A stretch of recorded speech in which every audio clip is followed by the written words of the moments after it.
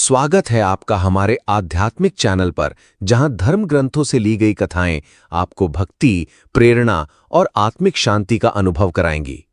क्या आपके जीवन में कभी ऐसा हुआ है जब आपने कोई निर्णय लिया हो और उस समय वो निर्णय आपको संशयपूर्ण लगा हो, लेकिन समय बीतने के साथ आपको ये समझ आया हो कि वो निर्णय वास्तव में भगवान की ही इच्छा थी? जैसे कोई बड़ी सी पजल धीरे धीरे हर टुकड़ा अपनी जगह पर आकर बैठ जाता है, वैसे ही हमारे जीवन में घटनाएं घटती जाती हैं और एक दिन समझ आता है कि सब कुछ प्रभु की ही योजना थी। कुछ ऐसा ही अद्भुत और रहस्यमयी अनुभव हुआ था गरुड़ जी और यमराज जी के साथ। तो आइए, आने वाली रथ यात्रा के शुभ अवसर पर आज हम श्रवण करते हैं भगवान जगन्नाथ जी की एक अद्भुत लीला, जो आपके हृदय को भगवान के चरणों में और गहरा समर्पित कर देगी। जैसा कि आप जानते हैं, हर वर्ष रथ यात्रा से ठीक पहले भगवान जगन्नाथ जी मंदिर में बाहर आकर भक्तों को दर्शन देते हैं, लेकिन इससे पहले पूरे 15 दिनों तक वे बीमार रहते हैं। यह है उनकी अनवसर लीला। इस दौरान वे किसी को दर्शन नहीं देते, परंतु ठीक रथ यात्रा के एक दिन पहले भगवान विशेष नवयौवन श्रृंगार धारण करते हैं और इतने दिनों के पश्चात पहली बार अपने भक्तों को दर्शन देते हैं। वैदिक परंपरा के अनुसार इस नवस्वरूप दर्शन का सौभाग्य सबसे पहले मिलता है देवताओं को। प्रातःकाल जब भगवान का गर्भगृह खोला जाता है, उससे पूर्व देवता आकर भगवान के दर्शन करके लौट जाते हैं और फिर खुलते हैं द्वार भक्तों के लिए। गरुड़ जी, भगवान के वाहन और शुद्ध भक्त, सदैव मंदिर के सामने खड़े रहते हैं, क्योंकि उन्हें हर क्षण भगवान की सेवा में तत्पर रहना होता है। कौन जाने कब कोई भक्त पुकारे और भगवान को तुरंत जाना हो।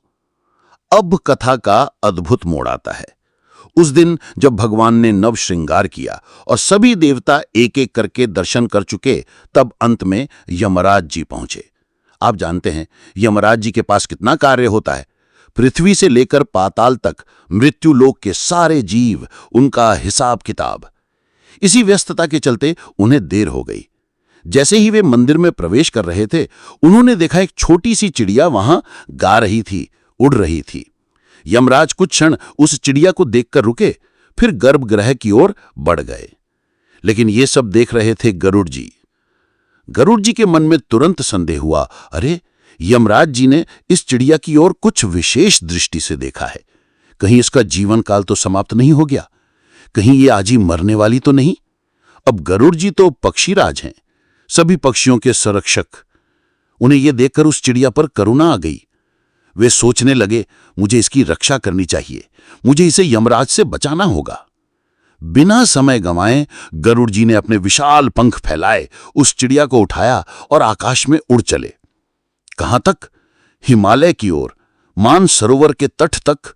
वहां एक विशाल देवदार का पेड़ था, जिसमें एक छोटा सा छेद था।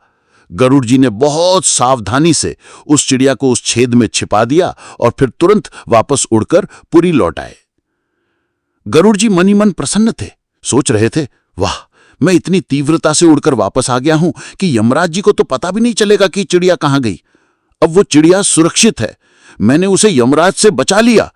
अब इधर यमराज जी भगवान के सामने थे और कह रहे थे, हे प्रभु, आपके बनाए हुए नियमों के अनुसार इस समय एक पक्षी की मृत्यु मानसरोवर में होनी चाहिए थी, लेकिन मैंने उसे अभी अभी आपके मंदिर में देखा और मैंने यह भी देखा कि गरुड़ जी उसे देख रहे थे। संभव है कि वे उसे सुरक्षित करने का प्रयास कर रहे हों।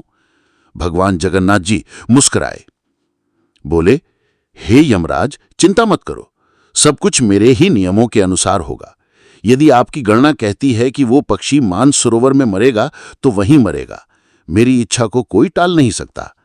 यमराज फिर बोले, परंतु प्रभु, वो पक्षी अभी अभी इस मंदिर में उड़ता हुआ दिखा, उसे मानसरोवर पहुंचने में लंबा समय लगेगा और उसकी मृत्यु तो अभी होनी चाहिए। भगवान फिर मुस्कुराए, बोले, यमराज जी, इस ब्रह्मांड में यदि कोई पत्ता भी हिलता है तो वो भी मेरी इच्छा से हिलता है। मेरे विधान से कोई भी ऊपर नहीं है, ना आप, ना गरुड़, ना वो चिड़िया। यमराज को अब भी ये सब समझ नहीं आ रहा था। वे भगवान को प्रणाम कर बाहर निकले और इधर उधर उस चिड़िया को खोजने लगे, लेकिन वो उन्हें कहीं नहीं दिखी। अब गरुड़ जी मन मन मुस्कुरा रहे थे और उन्होंने पूछा, मानो उन्हें कुछ पता ही ना हो, यमराज जी, आप किसे खोज रहे हैं? यमराज बोले, मैं उसी चिड़िया को खोज रहा हूं जिसे मैंने मंदिर में देखा था, पर मेरे नियम अनुसार उसकी मृत्यु तो मानसरोवर के एक वृक्ष के छेद में एक सर्प द्वारा डसे जानी थी, लेकिन वो तो यहां उड़ रही थी। इतनी जल्दी वो वहां कैसे पहुंच सकती है? गरुड़ जी का हृदय ये सब सुनकर चौंक गया, क्योंकि अब उन्हें यह समझ आ गया था कि उन्होंने जो किया था वो उस चिड़िया की रक्षा नहीं, बल्कि उसकी मृत्यु का साधन बन गया।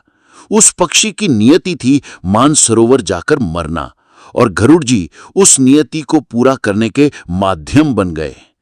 अब उनके अंदर का गर्व, उनकी चतुराई, उनकी तीव्रता सब ढह गया। वे लज्जित हो गए और अंत में उन्होंने भगवान जगन्नाथ जी को नमन करते हुए यह स्वीकार कर लिया कि हे प्रभु, आपके विधान को कोई बदल नहीं सकता।